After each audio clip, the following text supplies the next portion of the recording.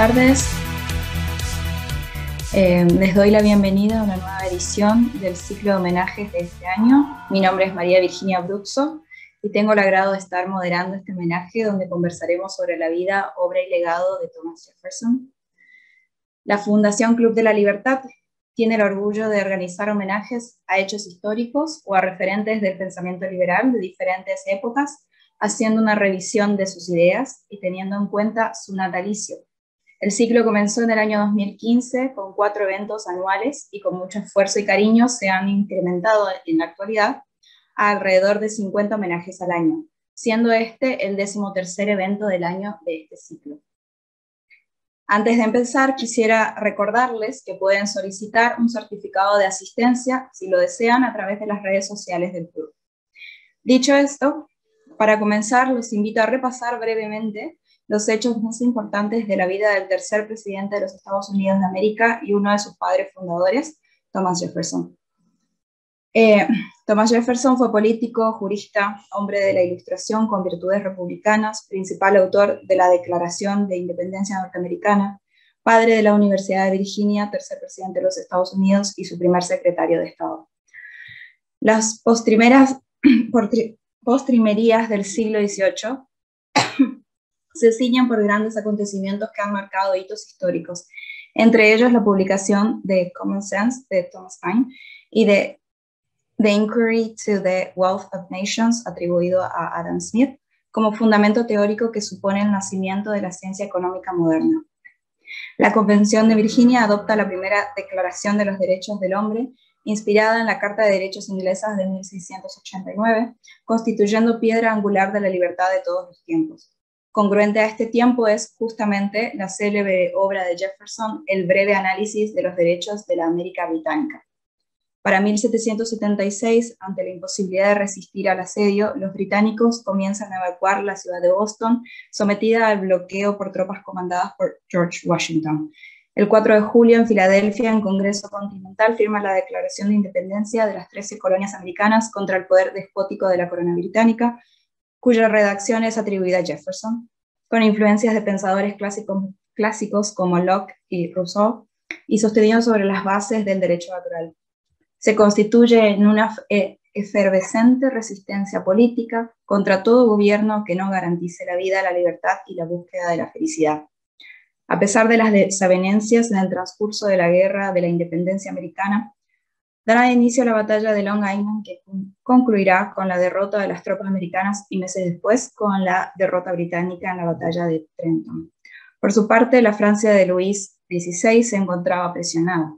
En España, el reinado de Carlos III, representante de la Ilustración, motivado por la reestructuración política económica de la metrópoli y el restablecimiento de vínculos comerciales con las colonias, da origen a las reformas borbónicas para el Plata, que se efectivizarán con la creación del Virreinato del Río de la Plata de 1776. Será el Tratado de San Ildefonso en 1777 el que determinará los límites entre las posesiones en América del Sur entre Portugal y España. Un año después, Francia, mediante tratado, reconoce a la joven nación norteamericana y se alía con ella en su guerra de independencia contra los británicos. La España en 1779 firma el acuerdo con Francia, considerado como parte de los llamados pactos de familia, pero no es sino para 1783, tras la firma del Tratado de Paz de Versalles, que da el reconocimiento por parte del Reino Unido de la independencia norteamericana. Durante aquellos años, Jefferson, tras consolidarse gobernador de uno de los estados dentro de la Unión, fue autor del Estatuto para la Libertad Religiosa de Virginia, apoyando la separación de Iglesia y Estado. A su vez, para 1785 se convierte en embajador de París, asesorando al gobierno tras la Revolución Francesa. En 1787 se sanciona la Ley Suprema por la Convención Constitucional de Filadelfia, con un rol central en la cultura política estadounidense y considerada constitución federal más antigua de América. Más tarde, Jefferson se consagra como primer secretario de Estado hasta alcanzar el cargo de segundo vicepresidente de los Estados Unidos. A comienzos del siglo XIX, Jefferson es consagrado presidente de Estados Unidos entre 1801 y 1809, periodo en el cual fue trascendental la coronación de Napoleón Bonaparte como emperador de la República Francesa en Notre Dame, en París, y la firma del Tratado de Fontainebleau. alianza franco-española antecedente de la posterior invasión francesa de la península, que desembocará en la batalla de Waterloo y posterior Congreso de Viena. En 1819, ya retirado de la política, funda la Universidad de Virginia y fallece durante el 50 aniversario de la independencia norteamericana. En el día de hoy celebramos el natalicio de uno de los padres fundadores de la nación, artífice del primer sistema político bipartidista, quien promovió la democracia y anticipó la visión de Estados Unidos de América como respaldo de un gran imperio de la libertad. Para este homenaje contamos con la participación de Tomás Gentilhombre, estudiante universitario y creador del canal de YouTube El Gentilhombre, sitio dedicado a la divulgación de filosofía política e historia desde una perspectiva liberal y humanista, y Ricardo Caíto Leconte, abogado y director del Club de la Libertad. Mientras los disertantes van exponiendo sus ideas, los oyentes pueden ir dejando sus preguntas o inquietudes en el chat. Hacia el final de las exposiciones se abre el debate, en el que serán contestadas. En referencia a los tiempos de exposición, cada orador tendrá 20 minutos con posibilidad de extender a 5 minutos más. Dicho todo esto, damos paso a las presentaciones. Tomás. Hola, muy buenas tardes. Mi nombre es Tomás. Es un gusto para mí esta invitación, honrado de participar del Club de la Libertad y poder hacer este homenaje a una figura muy interesante, que casualmente es mi tocayo, y también que Virginia tiene un nombre muy acorde al homenaje de hoy también, ¿no? Tomás y Virginia, dos nombres importantes en el día de hoy. Comienzo entonces mi presentación, o presentamos también a Ricardo. Ya están presentados ambos, así que Muy bien, muy bien. Entonces lo que haré hoy es compartirles pantalla, ¿sí? Para hacer una presentación PowerPoint. Muy bien. ¿Están todos viendo la pantalla? ¿Es así? Sí. Muy bien. Ok, dando inicio a este homenaje, me gustaría también, como ha iniciado Virginia, atender la legítima pregunta de un espectador que quizás no esté muy interesado o familiarizado con esta figura histórica, ¿sí? ¿Por qué un homenaje a Jefferson? ¿Por qué dedicar tiempo de tu sábado a una figura de la historia estadounidense que falleció hace ya casi 200 años? Esta es una pregunta legítima, así que vamos a contestarla. Mi respuesta es esta: 1776, año en el cual se publicaron dos textos que catalizaron un cambio de era. A cuáles me estoy refiriendo, les doy un par de segundos. Uno, por supuesto, ya es bastante obvio, y otro lo nombró también Virginia, que también fue publicado el mismo año. Un par de segundos para que refresquen la memoria, si la entrenan. Y acá están los dos. Uno es la Declaración de Independencia de los Estados Unidos, publicado el 4 de julio, y el otro, publicado el 9 de marzo, es La riqueza de las naciones, la obra más célebre de Adam Smith. En su conjunto, estos dos textos tuvieron un impacto en todos los grandes movimientos políticos, económicos y sociales posteriores, no solo en la Revolución Francesa o las independencias de Hispanoamérica, sino en todo el pensamiento político posterior. Me atrevería a decir que si tuviéramos que elegir una fecha, un año, para darle inicio a la edad contemporánea, sin duda es este.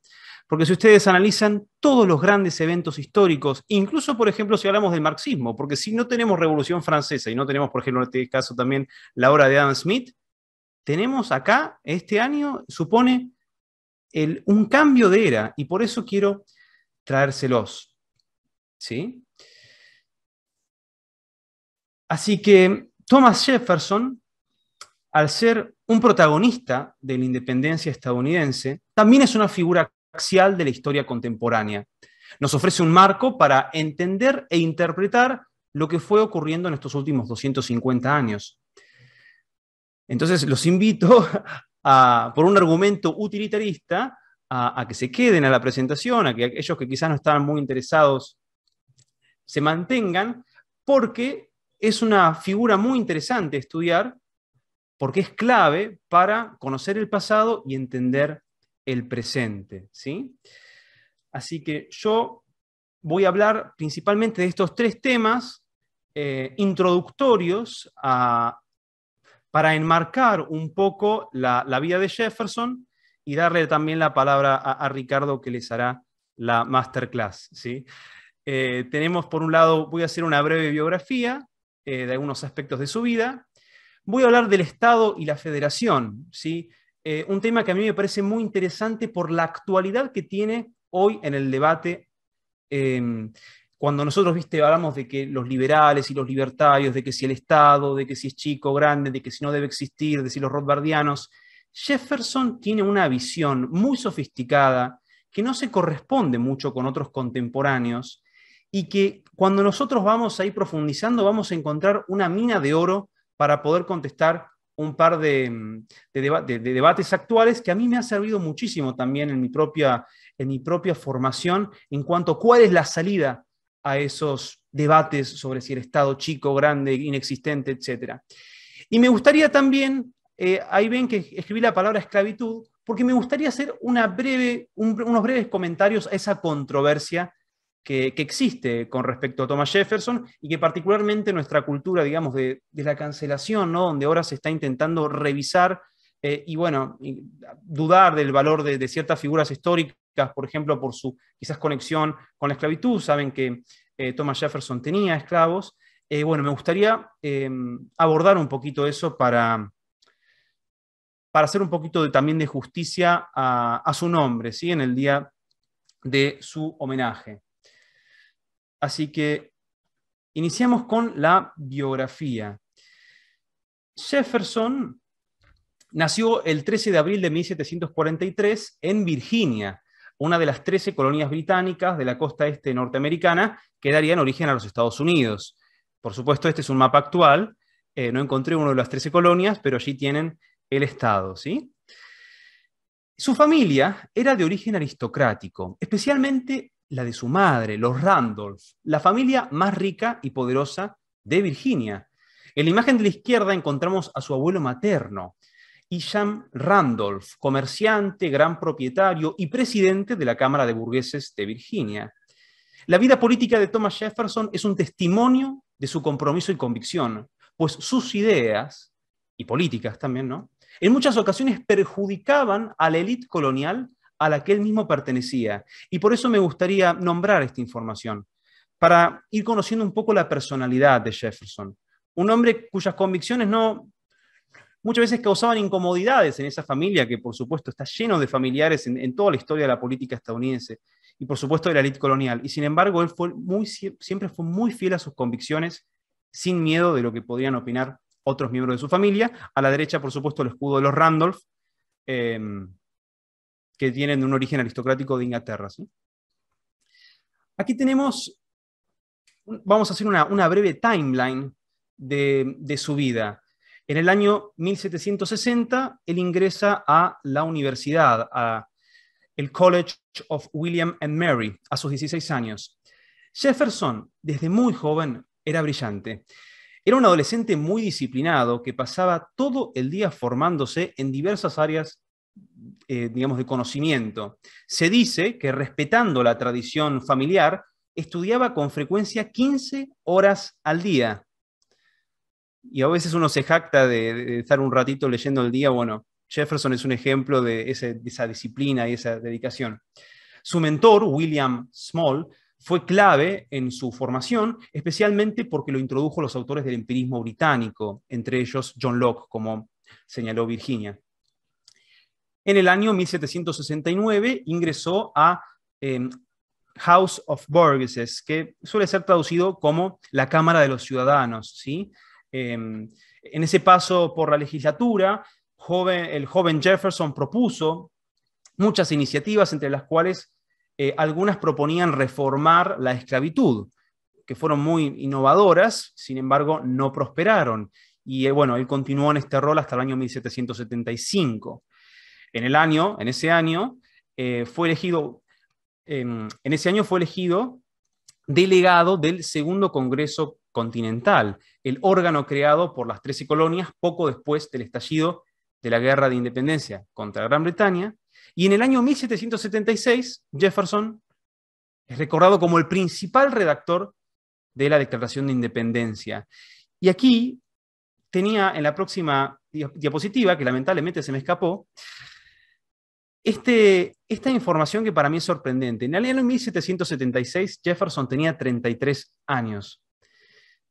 Es una información que cuando a veces uno lee sobre Jefferson, al menos a mí me pasó, no tomé la dimensión de su genialidad en cuanto a cómo desde joven había aportado tanto.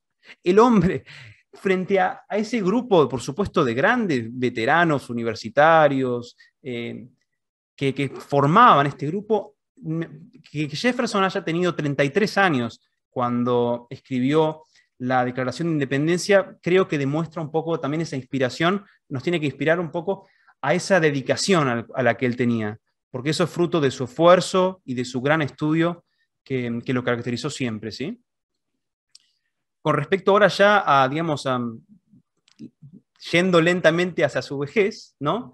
En el año 1779 es elegido gobernador del nuevo estado de Virginia, ¿sí? Durante la guerra, hasta 1781. En el año 1797 es elegido vicepresidente durante el gobierno de John Adams, puesto que desempeñó hasta 1801. En el año 1801 se vuelve el tercer presidente de los Estados Unidos, cumple 2 mandatos. Y aquí hay una pausa bastante larga, que ahora vamos a explorar un poco más, porque ya me fui a su muerte, el año 1826, un 4 de julio, ¿sí? Curiosamente, el día del 50º aniversario de la Declaración de Independencia. Bien. Entonces, en esta breve biografía hice, por supuesto, saltos enormes. No tengan duda de que cada año de la vida de Jefferson fue apasionante. Mi objetivo era más bien contextualizar la vida de nuestro protagonista. Y a continuación voy a presentar este debate teórico y político que surgió inmediatamente después de la Declaración de Independencia y que, bueno, también podrán encontrar distintas opiniones porque en su momento fue muy controversial y lo sigue siendo hoy, ¿sí? Muy bien. El primer documento de los Estados Unidos no fue la Constitución que todos conocemos, ¿sí? Sino los artículos de la Confederación, escritos y aprobados en 1777, ratificados por todos los estados para el año 1781 y revisados, entre comillas, entre muchas comillas, en el año 1787. ¿Qué caracterizaba a los artículos de la Confederación y por qué fueron tan controversiales? Verán, muchos padres fundadores de los Estados Unidos tenían una visión muy negativa del Estado moderno y me atrevería a decir que estaban muy cerca del anarquismo filosófico. Recordemos la Declaración de Independencia y díganme si el contenido de esta no les parece un poco radical, ¿sí? Consideramos evidentes por sí mismas las siguientes verdades. Todos los hombres han sido creados iguales. El Creador les ha conseguido ciertos derechos inalienables. Entre esos se encuentran la vida, la libertad y la búsqueda de la felicidad. Los gobiernos son establecidos entre los hombres para garantizar esos derechos y su justo poder emana del consentimiento de los gobernados. Y aquí hay una parte que es muy potente. Cada vez que una forma de gobierno se convierte en destructora de ese fin, el pueblo tiene derecho a cambiarla o suprimirla y a elegir un nuevo gobierno que se funde en dichos principios y organizar sus poderes en la forma que a su juicio sea la más adecuada para alcanzar la seguridad y la felicidad. Entonces yo les quiero marcar un poco la radicalidad que está de fondo en este texto y que se corresponde, por supuesto, con la visión que tiene Jefferson sobre el Estado, ¿sí? ¿Qué ideas tenía Jefferson sobre el Estado, la política y la economía? Aquí tengo una frase de él que dice: el mejor gobierno es el que menos gobierna. Él defendía un gobierno muy limitado, defendía un gobierno también muy descentralizado, defendía el laissez-faire y tuvo una oposición muy firme a tener un banco público a tomar deuda o a subir los impuestos. Los artículos de la Confederación no eran perfectos, ¿sí? Pero reflejaban esta filosofía. Entonces la pregunta que me hago, que me hice y que también me motivó a hablarles un poco en esta conferencia, en este homenaje, es, bueno, ¿por qué ocurrió este distanciamiento de estas ideas radicales? ¿Sí? Y por supuesto esto es debatible. Yo les voy a dar mi opinión, voy a intentar argumentarla en base a la recomendación de un libro de Tomás Di Lorenzo, que se llama La maldición de Hamilton. Dice, cómo el archienemigo de Jefferson traicionó la revolución estadounidense y lo que significa para los estadounidenses de hoy. Muy bien, digamos, lo que propone Di Lorenzo es que las figuras como Hamilton se agruparon para atentar contra los artículos de la Confederación porque ellos abogaban lo contrario a esa filosofía que tenía Jefferson, a un gobierno centralizado, con mayores poderes, con la capacidad de intervenir en la economía y con un presidente, un líder ejecutivo que podía vetar la legislación. Es decir, en su momento, como muchos lo interpretaron, un rey. Esto, por supuesto, causó pánico entre el grupo que ahora veremos que fueron llamados los antifederalistas, ¿sí? La posibilidad de que esto de la presidencia, ¿no? Este líder ejecutivo, que claro, muchos pensaban, bueno, nos acabamos de deshacer de los ingleses y quieren ponernos un presidente. Es decir, no estamos regresando un poco al sistema el cual nos liberamos si tenemos un líder fuerte, ejecutivo. Y bueno, de hecho, aparentemente hubo una leve consideración de hacer de Washington un rey. Eso es una información interesante. En el año 1787, bajo el supuesto fin de revisar los artículos de la Confederación, la Convención de Filadelfia, liderada por Hamilton y Madison, no revisó los artículos, sino que los desechó el documento y redactó la Constitución de los Estados Unidos. Por supuesto, era un texto también muy interesante, pero digamos, ¿qué fue el escándalo? Que crearon un nuevo gobierno, ¿sí? Un nuevo gobierno liderado por un presidente, que fue George Washington. Así que, como se pueden imaginar, para ese grupo que estaba muy atento con el hecho de limitar el poder del Estado, de que sea descentralizado, de que no tenga capacidades de intervenir sobre la economía, sobre temas internos, este cambio que Thomas Jefferson se refirió a Hamilton, a la gente que participó de esta convención como semidioses, en el sentido del acto que acababan de hacer, de básicamente cambiar el sistema de gobierno de un día para otro, fue por supuesto un gran choque, ¿sí? Como decía, no es que los artículos de la Confederación eran digamos, buenísimos, perfectos y que no había que hacer algún cambio. Lo que impactó especialmente fue que no se lo modificó, sino que como que se desechó ese documento y por medio de la Constitución se estableció un sistema diferente, ¿sí?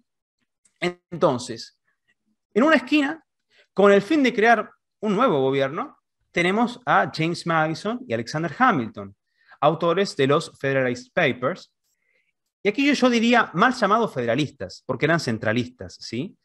Esto supone siempre una controversia cuando hablamos de los federalistas y los antifederalistas, cuando en realidad, si vemos el debate de fondo, los llamados federalistas, James Madison y Hamilton, verdaderamente presentaban un paso hacia el centralismo, ¿sí? Y en la otra esquina, con el fin de crear, digamos, de mantener las ideas de la Confederación, encontramos a los supuestos antifederalistas, mal llamados así, que yo los diría federalistas, ¿sí? Entre ellos, como pueden ver, George Mason, Patrick Henry y Samuel Adams. Autores, pensadores, figuras que tenían un pensamiento mucho más cercano al de Jefferson, al que vimos recién sobre el gobierno descentralizado, con poderes muy limitados y con una total incapacidad, digamos, de intervenir sobre la economía y sobre, bueno, crear el banco, digamos, la banca pública, la deuda, etcétera, ¿sí? Y aquí no está Thomas Jefferson. ¿Por qué? Porque, lamentablemente, como había señalado Virginia, en este momento Jefferson estaba embajador en Francia. Y parece un poco absurdo la imagen que puse de las papas fritas, pero me pareció interesante porque supuestamente las papas fritas se habrían popularizado en Estados Unidos cuando Jefferson vuelve, digamos, de ser embajador a Estados Unidos, y supuestamente popularizó enormemente las papas fritas, y bueno, supuestamente dicen los historiadores que Jefferson habría sido uno de los puentes más importantes de la cocina francesa en Estados Unidos, ¿sí?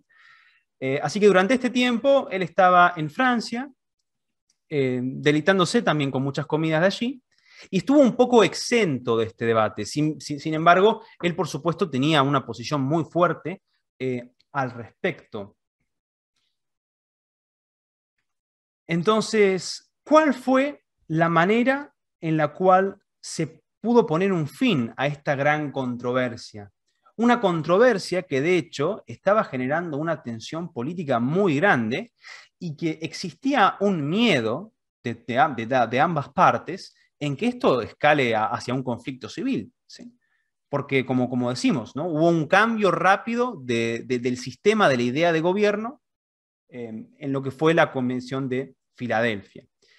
Entonces, para evitar este conflicto, ambas partes llegaron a un punto medio. Con el fin de satisfacer a los confederalistas, se escribió una Carta de Derechos, el Bill of Rights, enmiendas cuya función era limitar el poder del Estado. Pese a las controversias que esto causó en su momento, y que yo diría que sobreviven hasta el día de hoy, porque muchas veces en el debate actual se vuelve sobre el Bill of Rights, sobre la legitimidad de las enmiendas, por supuesto la gran controversia de la segunda enmienda, de la aportación de armas, ¿no? Bueno, finalmente se llegó a un punto medio en el cual todos quedaron medianamente satisfechos, ¿sí? Incluso Jefferson. Fue, por supuesto, publicada en el año 1789 y finalmente para el año 1791 se llegó a ese punto medio. Por supuesto, Jefferson luego será presidente de los Estados Unidos. Este debate va a continuar, ¿sí? No hablo quizás, por ejemplo, de la parte biográfica posterior a esto, porque digamos, la vejez de Jefferson también es apasionante. Sigue habiendo un conflicto enorme con estas dos visiones que van a generar ese famoso bipartidismo de los Estados Unidos, donde el tema de la centralización, la intervención en la economía, siguen siendo importantísimos, y que, bueno, nos hablan de la importancia del pensamiento jeffersoniano, de esa tradición jeffersoniana, que de hecho va a impactar enormemente a todo el mundo, y que incluso esa visión tan descentralista va a influir a un grupo de anarquistas, de hecho que son los anarquistas de Boston, una tradición anarquista individualista propia de Estados Unidos, que en realidad, más que, digamos, tener una inspiración, por ejemplo, en Proudhon, que también recordarán que tiene un pensamiento, hacia el final de su vida elaboró un pensamiento federalista para sus ideas de anarquismo, existe toda una tradición de anarquistas que se vieron convencidos de esa posición antiestatal gracias a Jefferson, gracias a esa tradición en el corazón de los Estados Unidos de miedo, o no de miedo, en realidad de razonabilidad frente al poder, de intentar limitarlo, descentralizarlo, sacar la intervención. Y como decía la Declaración de Independencia, la convicción de que si algún día, digamos, cae en una tiranía, de la obligación moral de volver a crear un Estado para que cumpla esos objetivos que, si bien fueron muy explícitos en la Declaración de Independencia, ¿sí? Entonces, ahora voy a ir cerrando mi exposición, ¿sí? Y voy a hablar de este tema. Jefferson creo que es un ejemplo de inteligencia, de coraje, de compromiso con sus ideas. Creo que esto está muy plasmado en un poco la información que les fui comentando. Pero creo que existe esta controversia que me gustaría explorar, ¿sí? Como les comentaba, en la actual cultura de la cancelación, Jefferson ha recibido muchos ataques y acusaciones por el hecho de que él criticaba la esclavitud, pero efectivamente que no se habría librado de sus esclavos, ¿sí? Hay que proceder con cuidado. Este es un poco el mensaje que quería darles a los interesados en Jefferson. Es un tema complejo y no hay que llegar a conclusiones apresuradas, ¿sí? Aquí les dejo un par de datos muy interesantes. Jefferson siempre se refirió a la esclavitud como un crimen abominable. Desde su juventud hizo propuestas para reformarla, así como vimos desde la Cámara de los Ciudadanos en Virginia. En 1784 fue aprobada su propuesta de abolir la esclavitud en los nuevos estados, es decir, los que, digamos, principalmente los del sur y los nuevos territorios del norte, y luego en todo el territorio para el año 1800. Esta es una propuesta que lamentablemente estuvo muy cerca de pasarse. Y en 1807, como ocurrió también en el acta en el Reino Unido, se prohibió el comercio de los esclavos. Así que aquí tenemos, digamos, información muy interesante para demostrar cómo ese compromiso con la esclavitud y con su abolición sí existía. No obstante, y haciendo justicia a la verdad, también he escrito acá ciertas tensiones internas que existían en Jefferson. En primer lugar, existe, digamos, está documentado en sus propios textos, cierta superioridad racial con respecto a que, bueno, que él quizás tenía una idea, no quizás biológica, sino cultural, de que, digamos, de que quizás los blancos se podían organizar mejor políticamente y que había de alguna manera cierto paternalismo que estaba justificado. El miedo a una futura guerra racial, saben que Jefferson se vio muy, muy impactado con la revolución haitiana, y eso llevó de alguna manera a retrasar enormemente la posibilidad de una abolición apresurada de la esclavitud, que hubiera sido, por supuesto, genial. Y también un debate que surgía mucho en ese momento y que de alguna manera lo convenció a Jefferson en parte, era la posibilidad de repatriar a los esclavos, ¿sí? Jefferson tenía una visión en la cual él tenía miedo a la posibilidad de una convivencia armónica entre ahora lo que iban a ser los esclavos libres y sus antes amos, ¿sí? Entonces, esta tensión que él veía lo convenció también de la posibilidad de que Estados Unidos continúe, digamos, su vida, por decirlo así, y que esas poblaciones de esclavos que iban a ser liberados sean movilizados. Aquí puse como ejemplo a Liberia porque finalmente va a ser justamente este debate en cierto aspecto ocurrió en un proyecto formal que fue cuando se compró ese territorio de Sierra Leona con el fin de repatriar a los esclavos liberados de vuelta a África y separarlos, segregarlos de esa sociedad americana. Esto fue a mediados del siglo XIX. Así que aquí tenemos ese aspecto ambivalente, donde creo que existe, por supuesto, una gran convicción y también compromiso de Jefferson con respecto a sus ideas. No creo que lo podamos acusar de un hipócrita, pero también, como vemos, hay cierta tensión interna de elementos que quizás, pese a sus propuestas, quizás impactaron, y bueno, está bueno conocerlas con el fin de también responder correctamente a las críticas que se han hecho. Y otro elemento más que me gustaría decir con respecto al tema de por qué Jefferson no se habría librado de sus esclavos, tenemos que tener en cuenta que también en la vida anciana de Jefferson, en su adultez, él entró en una gran cantidad de deudas, ¿sí?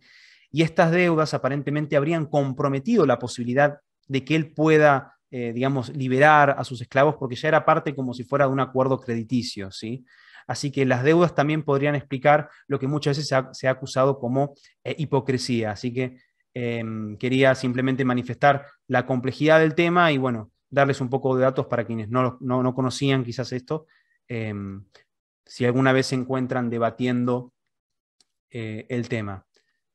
Así que les agradezco mucho la atención, espero que les haya gustado y servido esta presentación y que le haya servido también a Ricardo para enmarcar lo que nos va a contar y explicar ahora. Muchas gracias, Tomás. Y sí, ahora pasamos a Ricardo. Bueno, buenas tardes. ¿Se escucha bien? Sí, se escucha.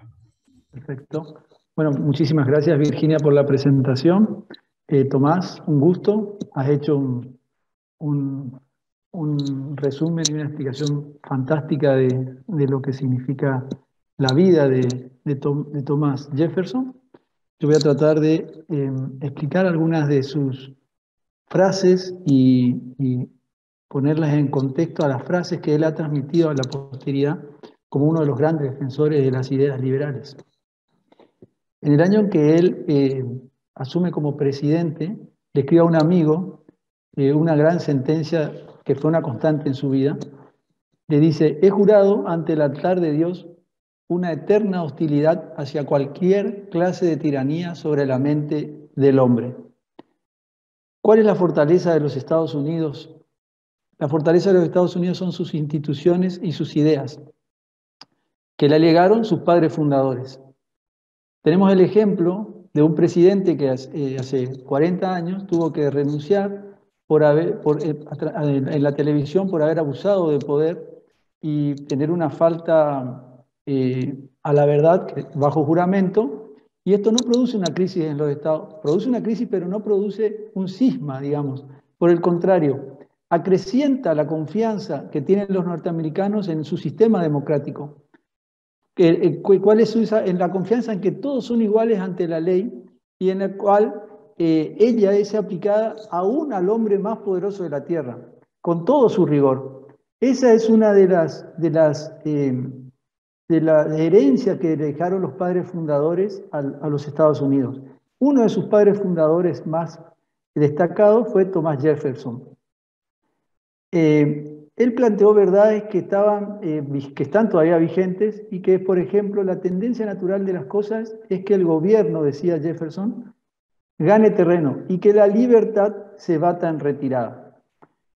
Entonces estableció la permanente tensión entre el poder y la libertad y llamó a todos los ciudadanos que valoraban esta última a permanecer en eterna vigilancia. Esa era su consigna, ¿no? Decía que era fundamental que los hombres honestos y capaces se postularan a cargos públicos, pero que lo hicieran motivados por el deseo de hacer el bien. Y decía que había que evitar el ojo deseoso. Esa era una frase de Jefferson. Si alguien lucha por el poder para lograr satisfacciones personales, es inevitable que esa corrupción de intenciones contamine el resto de su actuación. Jefferson expresó el espíritu libertario americano cuando en su primer discurso inaugural como presidente exclamó y se preguntó: ¿y qué es más necesario para hacer de nosotros un pueblo feliz y próspero?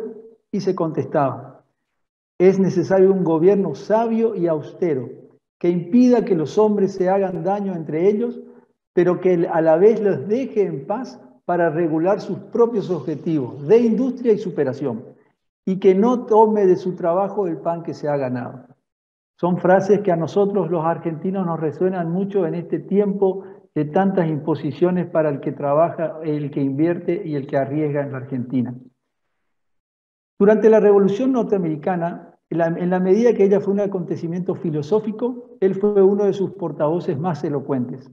Él creía en el orden, como lo dijo Tomás, en el orden natural benéfico, tanto en el mundo moral como en el físico. La libertad de investigación de todas las cosas y la capacidad inherente del hombre para la justicia y la felicidad. Tenía fe en la razón, en la mejora y en el progreso. Y él utilizó, ¿cuáles fueron sus argumentos para combatir a la madre patria durante la declaración de la independencia? Él tomó la tradición inglesa. De su libro de memorias surge que en los estudios de gobiernos e instituciones que llevó adelante Jefferson, apeló no a fuentes francesas, sino a las fuentes inglesas. Al buscar los orígenes de las leyes y de las costumbres, los hizo remontar a las anglo y sajonas que invadieron, y los sajones que invadieron Gran Bretaña, y él censuraba con frecuencia las consignas de Montesquieu y tenía respeto por el rey Alfredo, porque decía que era el forjador del derecho consuetudinario de Inglaterra, al que en sajón se conocía como derecho popular o derecho del pueblo.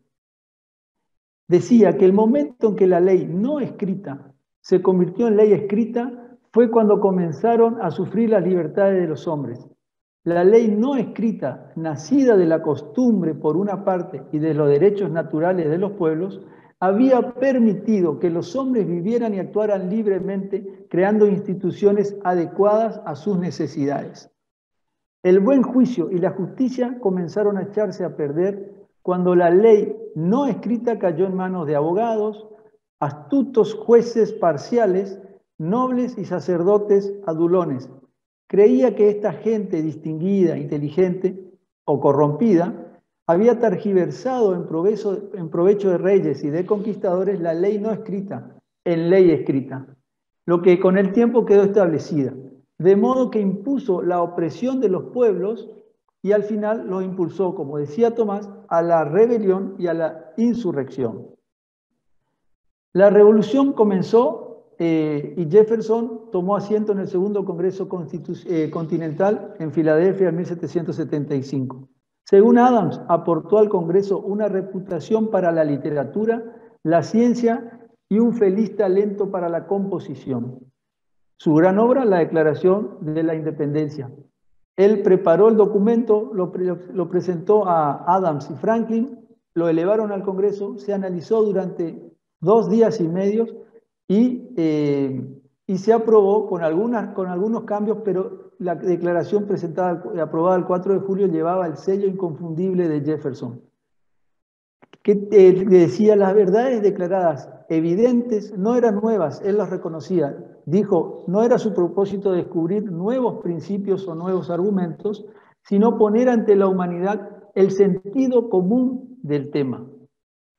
Y bueno, recién lo presentaba Tomás, la declaración de la independencia es ese párrafo inicial que fue leído por todos los revolucionarios del mundo, que dice que sostenemos que las siguientes verdades son evidentes, que todos los hombres son creados iguales, que Dios los ha dotado de algunos derechos inalienables, entre ellos la vida, la libertad y la búsqueda de la felicidad. Que los gobiernos se han erigido para asegurar esos derechos y que cuando algún gobierno los destruye, el pueblo tiene el derecho de alterar o abolir el gobierno o instituir uno nuevo. Por primera vez, esas verdades se establecieron en los cimientos de una nación: la igualdad natural, los derechos inalienables del hombre, la soberanía del pueblo, el derecho a la revolución. Estos principios dotaron a la revolución de un alto propósito y de una teoría de gobierno. Luego del Congreso regresa él a Virginia, trabajó en el Estatuto de la Libertad Religiosa, que fue promulgado en 1786, como lo explicaba Tomás. Eso terminó con la separación de la Iglesia y el Estado en Virginia. Fue responsable de la abolición de las leyes de propiedad, que eran cuestiones ya reliquias feudales, y su proyecto de Código Penal para Virginia fracasó. También sufrió una derrota en uno de los grandes proyectos que tuvo Jefferson, que fue la Ley para la Difusión General del Conocimiento. Era un hito en la historia de la educación, proponía un sistema completo de educación pública con escuelas primarias disponibles para todos. Pero las personas superdotadas fueran educadas de acuerdo a sus capacidades. Eso no pudo ser aprobado. Luego fue gobernador de Virginia en 1779 y en 1783 entró al Congreso. Ahí sentó las bases de la política nacional en varias áreas. Se adoptó un sistema decimal de acuñación, redactó la primera ordenanza de gobierno para el territorio occidental, donde se iban a crear estados republicanos libres e iguales a partir del desierto, y ayudó a reformular una política comercial liberal. En 1784 fue designado junto con Adams y Franklin para negociar tratados de comercio con las potencias europeas. Va a París. Su primer tarea en la comisión, en la comisión fue el Tratado de 1785, sucedió a Franklin como ministro en Francia y ganó valiosas concesiones para el comercio estadounidense. Pero debido a que Francia no tuvo beneficios grandes beneficios a cambio, Gran Bretaña mantuvo su ascendencia económica con los Estados Unidos. Regresa a los Estados Unidos en 1789, Washington lo nombra secretario de Estado durante 3 años. Él se dedicó a negociar con las potencias extranjeras. Con España buscó fijar la frontera sur de los Estados Unidos y asegurar la libre navegación del río Mississippi a través del territorio español hasta el Golfo de México. Con Gran Bretaña negoció la eliminación de tropas que se encontraban en el noroeste. Y en este cargo se da el gran enfrentamiento que lo explicaba recién Tomás con Hamilton, que era el secretario del Tesoro. Hamilton había desarrollado una cosmovisión urbana y sofisticada que defendía la necesidad de un gobierno central fuerte que estimulara el comercio y la industria. Ahí puso en marcha Hamilton un banco central federal para esparcir el crédito y decía que lo podía hacer porque la Constitución no lo prohibía. Y propuso también tarifas proteccionistas para desarrollar el aparato productivo nacional. Sería hoy el representante del Partido Demócrata si lo ponemos en contexto con la actualidad. En cambio, Jefferson desconfiaba de un gobierno central fuerte, postulaba la idea de una república virtuosa, sometida al control de la sociedad y sostenida por pequeños agricultores. Pensaba que era mejor distribuir el poder entre los estados y las entidades locales para proteger los derechos individuales del riesgo de la tiranía. Y al margen de su rechazo al endeudamiento que tendrían que pagar generaciones futuras, su argumento contra el Banco Federal revertía el razonamiento de Hamilton. Como la Constitución de 1787 no autorizaba la creación de una entidad crediticia, el gobierno no debía fundarla. Para Jefferson los límites de la legalidad eran muy claros. El gobierno solo podía hacer lo que la ley le ordenaba hacer. En cambio, la sociedad podía hacer todo lo que la ley no le prohibía. Tiene que ver un poco con nuestra Constitución esa máxima, ¿no? Hoy sería Jefferson uno de los representantes republicanos si lo ponemos en la actualidad. Los elementos esenciales de esa polémica entre Hamilton y Jefferson conservan gran actualidad. Los republicanos hoy abogan por gobiernos pequeños, menos impuestos, presupuestos equilibrados, un gasto limitado y cierto aislacionismo en política exterior. Los demócratas, por el contrario, plantean una enérgica acción pública, mayor presión fiscal, que está encaminada a una redistribución equitativa de la riqueza y hay una cierta intervención, una vocación intervencionista en la política exterior. Estas dos grandes mentes crearon el mecanismo dialéctico que iba a animar de ahí en más el debate sobre los objetivos de los Estados Unidos y el modo de alcanzarlos.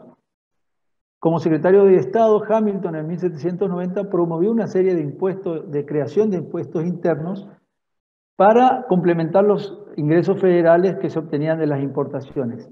Cuando Jefferson asume como presidente, rechaza estos impuestos y los abolió. La opinión de Jefferson predominó en todos esos primeros años del siglo XIX, pero a fines de ese siglo el crecimiento del Estado derivó en la creación de impuestos como el impuesto a la renta. Jefferson decía que los impuestos internos cubrían a la tierra con funcionarios y abrían las puertas a la intrusión de estos. ¿Qué diría hoy viendo cómo el poder de rentas tiene la posibilidad de romper nuestras puertas o tomar el control de nuestras propiedades? En los Estados Unidos, en 1913 había normas tributarias federales, eran 400 páginas, había normas federales tributarias.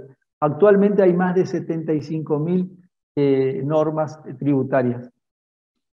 En 1800 se presenta la presidencia contra John Adams, le gana la elección, pero tiene que ser electo finalmente por la Cámara de Representantes. Durante 36 votaciones tuvo que dirimir el cargo con el que fue luego su vicepresidente, Aaron Burr, porque durante 36 votaciones ellos recibieron el mismo número de votos.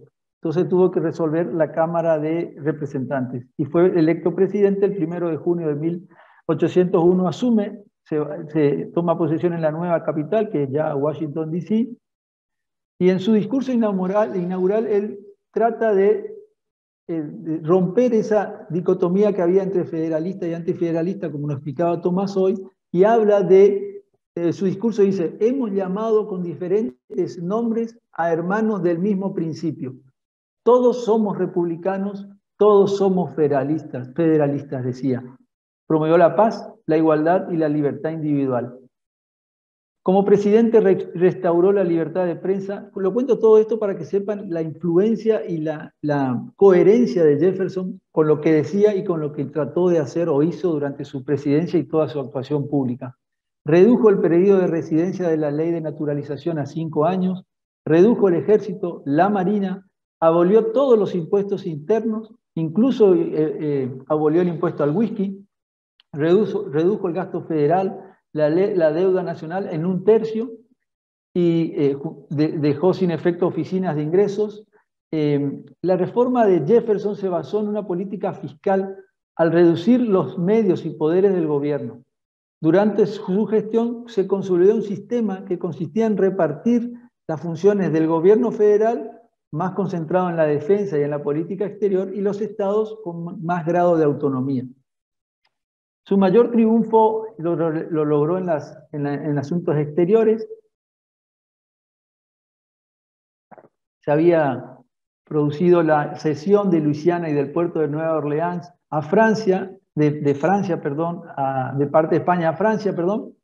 Él lo que hizo eso fue una gran amenaza para la seguridad. Él logró negociar y comprar Luisiana en 1803 por $11.250.000. Con eso duplicó el tamaño de los Estados Unidos, adquirió 800.000 millas cuadradas, 800.000 millas cuadradas, y antes de que se firmara el tratado, ordenó una expedición de Lewis y Clark para conocer el territorio que estaban comprando, ¿no? Esa fue una gran visión occidental, de la visión occidental de Jefferson. También intentó no inmiscuirse en la guerra francesa e inglesa. Para eso promulgó un embargo total sobre el comercio marítimo de Estados Unidos. Eso fue una manera una prueba del poder de coerción comercial en la disputa internacional. Se aplicó de manera efectiva, pero no logró llevar a Gran Bretaña y Francia ante la justicia, y eso fue derogado meses antes de que él terminara su presidencia. Y al igual que Washington, y para evitar el despotismo, no aceptó una tercera reelección para no perpetuarse en la presidencia, y decidió retirarse al final de su segundo periodo. Se jubila y se dedicó a la revisión de la Constitución de Virginia y también la emancipación gradual de los esclavos, con varios proyectos que presentó que no tuvieron aceptación. Volvió a intentar su Plan General de Educación Pública, nuevamente fue rechazado, pero fue aprobado en parte mayoritaria la creación de la Universidad Estatal. Él fue el planificador, maestro de la Universidad de Virginia en todas sus partes, desde los terrenos hasta los edificios. El plan de estudio también lo llevó adelante él. Y decía que siempre que el pueblo esté bien informado, se le puede confiar su propio gobierno. Y con respecto a la educación, decía, solo una educación popular puede defender la democracia, y un pueblo ignorante es incapaz de conservar su libertad. Él no escribió libros ni tratados y tampoco fue un gran orador, pero dejó su pensamiento plasmado en más de 25.000 cartas. Sobre la libertad escribió: el Dios que nos dio vida al mismo tiempo nos entregó la libertad. El hombre nace libre y la felicidad del hombre son los únicos objetivos de un gobierno legítimo. Sobre los derechos naturales, existen derechos que no se entregan al gobierno. El derecho a pensar y actuar libremente, a la publicación de nuestros pensamientos en forma escrita o hablada, el derecho al comercio libre o a la libertad personal. Decía que con respecto a la libertad de prensa estaba a favor de la libertad de prensa y prefería una prensa sin gobierno que un gobierno sin prensa. Sobre la tolerancia, dice, tolero con la máxima amplitud el derecho de otros a que sus opiniones difieran de las mías, y jamás admitiré el derecho a inmiscuirme en las opiniones religiosas de los demás. propugnó un gobierno constitucional, federal, republicano y democrático, y en las siguientes palabras lo estableció. Sigamos entonces, decía, con coraje y confianza nuestros propios principios federales y republicanos. La república es el paraíso en comparación con la monarquía. Nosotros, los de los Estados Unidos, usted sabe, somos constitucionalmente y conscientemente demócratas. Según Jefferson, el primer principio de un gobierno es que haya una distribución de poderes en ejecutivo, judicial y legislativo. Principios de libertad en que los poderes de gobierno se dividan y equilibren y que ninguno pueda trascender sus límites legales sin que fuera efectivamente controlado y refrenado por los otros poderes. Sobre economía, la agricultura, la manufactura, el comercio y la navegación son los 4 pilares de nuestra prosperidad. Son más prósperos cuando se deja más libertad a la empresa privada.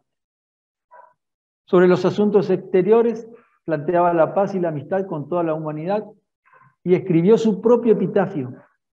Dice, aquí fue enterrado Thomas Jefferson, autor de la Declaración de la Independencia Americana, del Estatuto de Libertad Religiosa de Virginia y padre de la Universidad de Virginia. Omitió todos sus cargos públicos, incluido el de gobernador, parlamentario, secretario de Estado, vicepresidente y presidente de los Estados Unidos. Lincoln lo resumió en 1859. Los principios de Jefferson son las definiciones y los axiomas de una sociedad libre. Estos ideales que él defendió son la salida para los países como la Argentina, que se encuentran arruinados por una ilusión de que la fuente del progreso y el bienestar social están en el poder político y en la planificación estatal, más que en la libertad individual y en la espontaneidad de la sociedad civil. Muchísimas gracias. Muchas gracias. Bien. Ahora que han terminado las exposiciones, pasamos al conversatorio. Para poder participar, pueden levantar la mano para pedir la palabra o esperar su turno. También pueden escribir sus preguntas en el chat. De hecho, ya había algunas preguntas, unos pequeños debates y unas preguntas en relación a eso en el chat. Una tenía que ver con la cuestión de la esclavitud. La pregunta era, Mariel pregunta, ¿las tensiones internas con respecto a la esclavitud pueden ser la base de los actuales conflictos raciales en Estados Unidos? Veo, no sé si alguien lo quiere responder. Pienso que se refería a cuando yo escribí en mi presentación las tensiones internas de Thomas Jefferson. Yo me refería a que él mismo tenía como ciertas tensiones, ciertas dudas que quizás llevaron a que, como bien también dijo Ricardo, que si él bien tuvo propuestas para de alguna manera dar pasos definitivos en la abolición de la esclavitud, también podría ser que hubo ciertas tensiones internas, otras creencias que de alguna manera lo convencieron de que quizás no era algo completamente urgente que tenía que hacerse ya mismo.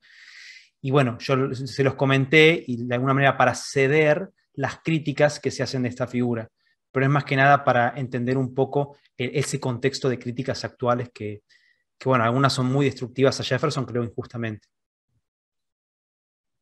Bien, gracias. Vi que levantó la mano Martín, ¿puede ser? ¿No? Ok. Después había otra pregunta, pero justo creo que fue respondida por Ricardo. De todas formas la hago. Era simple y llanamente, ¿Jefferson sería republicano o podría ser considerado republicano? Bueno, tomando en cuenta que hoy los republicanos hablan de un gobierno limitado, con menos impuestos, el aislacionismo en política exterior, que bueno, lo veíamos con Bush con Trump en la última, en el último gobierno, podríamos decir que, traspolándolo ahora, sería un republicano Jefferson y un demócrata con más intervención del Estado y otras cuestiones, Hamilton, digamos, las dos propuestas, pero es una cuestión de una comparación, quizás no tiene que ver con la época, pero bueno, es un poco para que entendamos cuál sería el posicionamiento de cada uno. ¿Aportaría con respecto a esa pregunta que existe de alguna manera un movimiento en Estados Unidos que reivindica mucho esa posición de los padres fundadores, que es el Tea Party? Que de alguna manera, en vez de reivindicar a, por ejemplo, una figura política actual, reciente, como un Trump, por ejemplo, directamente reivindican a los padres fundadores y a la figura de Jefferson, para bajar, como decía Ricardo, el rol del Estado en la sociedad y liberalizar un poco más el Estado. Gracias. Hay una pregunta de Carlos Morán. Si lo leo o si quiere hablar por el micrófono directamente. Y después vamos con Alejandro. Bueno, leo la pregunta. Dice, ¿por qué tantas deudas tuvo en su ancianidad Jefferson?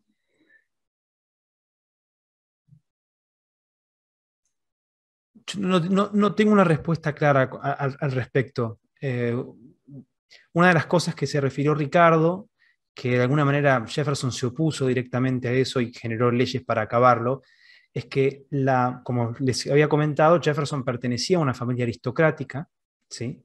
Y la aristocracia en Virginia tenía ciertas maneras feudales, en el sentido de que estaba la ley de lo que se llamaba primogeniture and entail, que no sé bien cuál sería la traducción aquí en español, pero que básicamente llevaban a que los hombres mayores de cada familia se quedaban con toda la propiedad y que además vos no podías venderla, ¿sí? Vos no podías manejarla, era como una especie de casi nobleza hereditaria, ¿sí?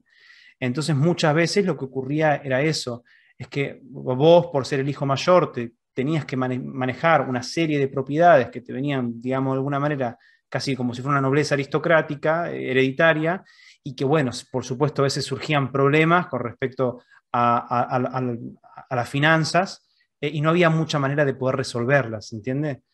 Porque como decía Ricardo, existía esa estructura muy rígida con respecto a lo que uno podía hacer. Había muchas obligaciones de parte de una figura como Jefferson que pertenecía a esa aristocracia. Gracias.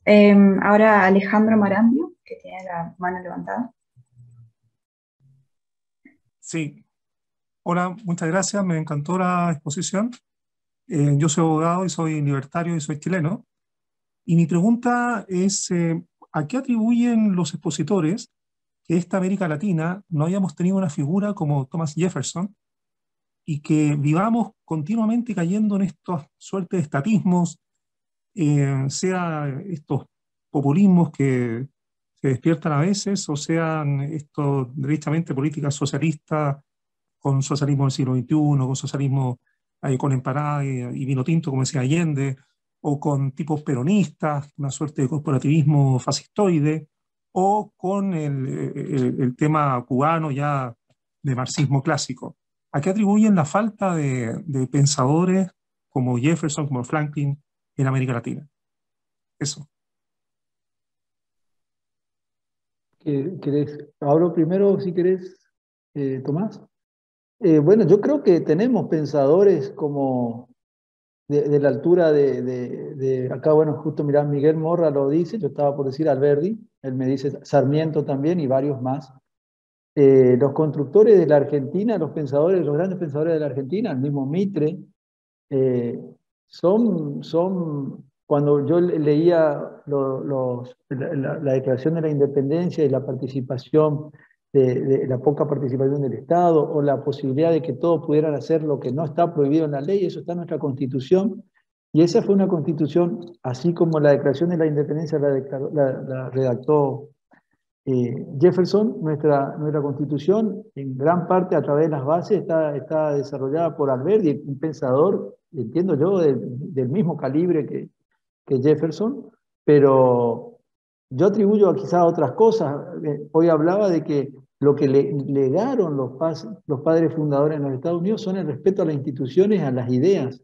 Y en la Argentina y en los países latinoamericanos, en la gran mayoría, lo que no se respetan son las instituciones.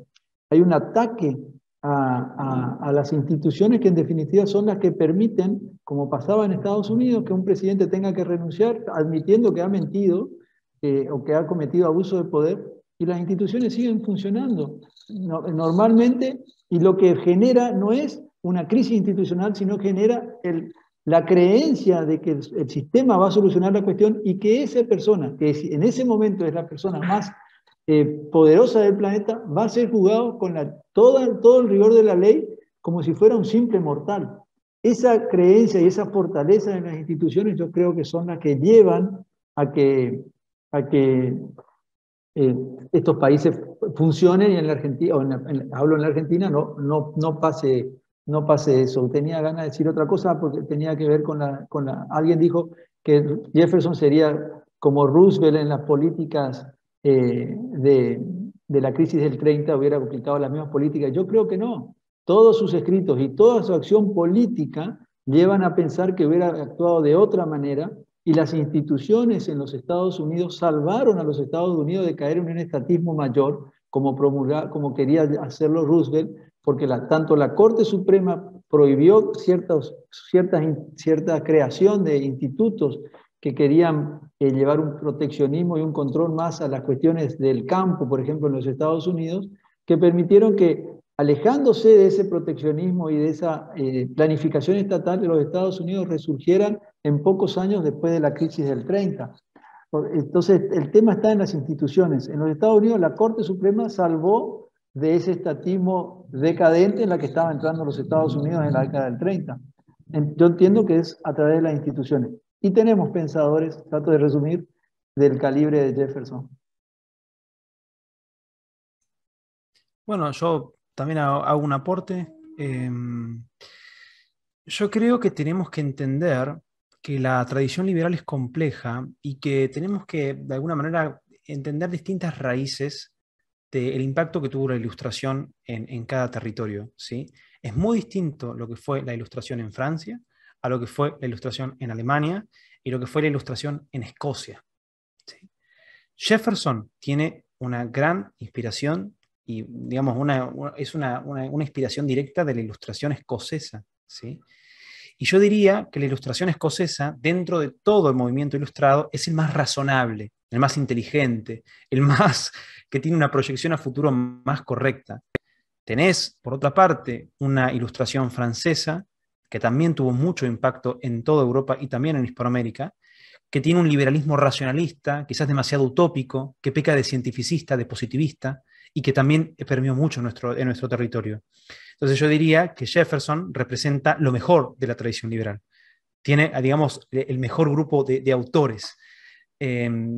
Quizás, por ejemplo, la experiencia liberal en Alemania también es diferente a la de Estados Unidos o a la de Francia, porque también tiene sus propios autores. Habría que, por ejemplo, analizar el rol de Kant en el liberalismo, que quizás no se le ocurre, pero Mises, Hayek y todos tienen una importante deuda con Kant, por ejemplo. Y bueno, yo creo que nosotros aquí en Hispanoamérica, lamentablemente, digo, tenemos quizás mucha inspiración de Francia, que en temas, digamos, de liberalismo, salvo, obviamente, Bastiat, Montmeric, gente que el Club de la Libertad le ha hecho un montón de homenajes, ¿no? Tocqueville, no se confundan, pero hay un racionalismo utópico que luego, por medio de Comte y Saint-Simon, se hace el cientificismo y positivismo que impactó mucho en nuestro país. Recuerden la bandera de Brasil, que dice orden y progreso. Eso no es liberalismo, eso es Comte, eso es un socialismo y un republicanismo francés reciclado bajo una noción socialista, ¿sí? Que es lo que creo que permeó en Hispanoamérica.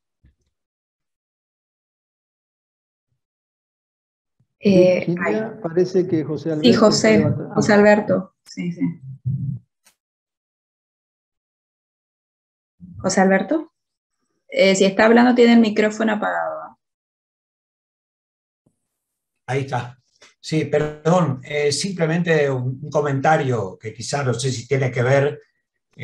Yo había leído un libro, ¿Por qué fracasan los países? Y ahí un poco creo que explica una orientación de la influencia, distintas influencias que ha tenido el norte, vamos a decir, Estados Unidos en especial, y los países latinoamericanos con una influencia diferente. O sea, y creo que eso, como diríamos, penetró fuertemente en la población en general, y creo que más allá de que tuvimos mentes brillantes, diríamos, no pudimos superar esa cuestión que está inserta en la idiosincrasia de los países. Eso nomás un agregado, no sé si vale, pero aprovecho para felicitarlos a ambos expositores. Excelente exposición. Muchas gracias, José. Bueno, visto que no hay más preguntas, les pediré a ambos si pueden hacer una breve conclusión y con eso terminaríamos este homenaje. Permitime... No, quería como empezar quieras. yo, así te doy la última palabra, Ricardo. No, por favor, por favor. Primero, muy agradecido, por supuesto, de esta invitación. Un gran gusto interactuar con la audiencia, un gran gusto conocerte, Ricardo. Y para mí la conclusión es qué persona inspiradora es Jefferson, ¿sí? Especialmente como joven, que uno a veces se queja de que no tiene tiempo, de que el estudio, de que etcétera. No perder tiempo y bueno, tener esa convicción y esa dedicación de Jefferson de estudiar y estudiar de todo, tanto de temas, por ejemplo, de la política, como él también decía, de ciencia, de educación, y formarse, porque esas personas que se forman y que se dedican, finalmente terminan haciendo cambios enormes en un país o en el mundo. Así que para mí, yo remarco esa inspiración que para mí es Jefferson en cuanto a la dedicación.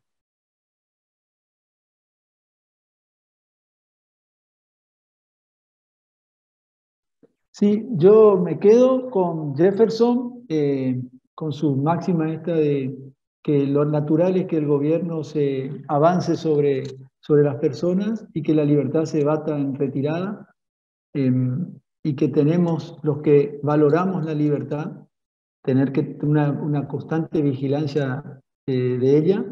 Es la máxima que nos hace admirar a Jefferson, que escribió estas cuestiones, que las dijo, pero que a la vez tuvo la oportunidad de aplicarlas. Yo hablaba de Alberti recién, él dijo cosas similares o muy, muy parecidas, pero no tuvo la posibilidad de aplicarlas. Hablo siendo diputado un tiempo. Este hombre tuvo las máximas responsabilidades en la conducción de su país y llevó a la práctica lo que pensaba. Tanto que cuando Hamilton incorpora impuestos internos, él los deja sin efecto cuando llega a la presidencia.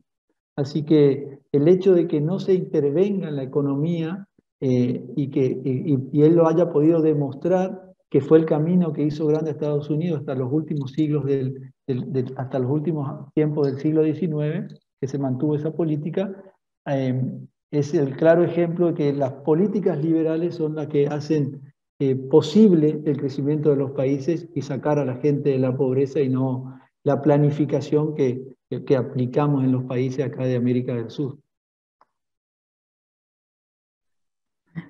Muchas gracias a ambos.